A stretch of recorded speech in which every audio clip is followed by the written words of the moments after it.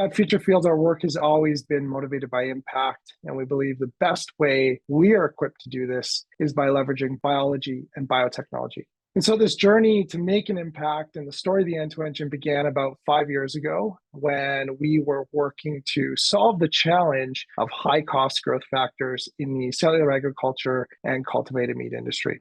And it was in this process that we quickly realized the field of recombinant protein production had reached a plateau. And this was limited by the existing methodologies and expression systems. So this was a really good forcing function for us to think from first principles and ask ourselves, if we could build the best possible protein expression platform from scratch, what would it look like? What features would it have? And then, and only then, would we go out and find the right organism to work with. And this approach is what led us to develop the EntoEngine. It wasn't about just improving biomanufacturing, but rather reinventing it.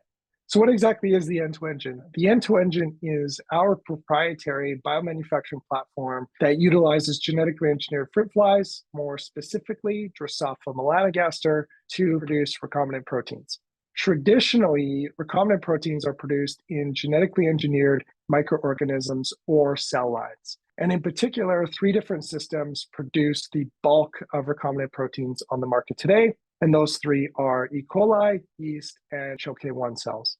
Those microorganisms or cell lines are then grown in these large fermentation tanks called bioreactors, which is essentially what we sought to remove from the equation. It's this costly, slow to scale infrastructure that really hamstrings current biomanufacturing technology. So instead of cells or microbes grown in bioreactors, we genetically engineer stable strains of Drosophila that we can express our protein of interest, which can then be cheaply and efficiently reared at large scale to produce the protein of interest. Essentially, we're replacing the bioreactor with an insect. But why fruit flies or Drosophila specifically? Well, the answer lies in over a century of scientific research. This tiny organism has been a cornerstone in genetic studies for 120 years. And this has generated a wealth of genetic tools and understanding of Drosophila physiology.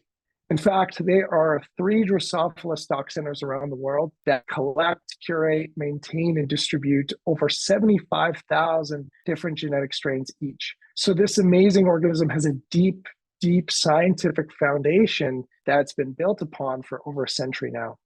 Combine this with the innate efficiency of insects and Drosophila in particular.